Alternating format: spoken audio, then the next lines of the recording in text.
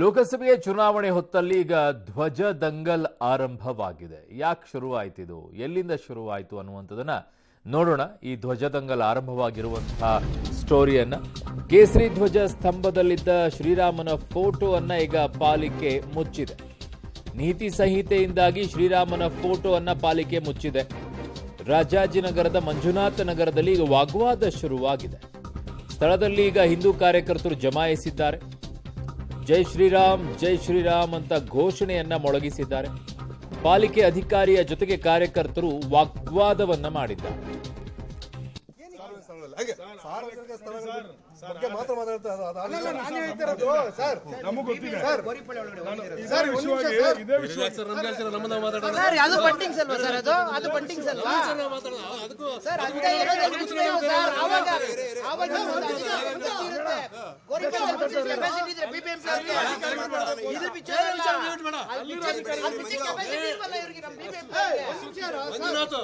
ದಯವಿಟ್ಟು ಬೇರೆ ವಿಚಾರ ಬೇಡ.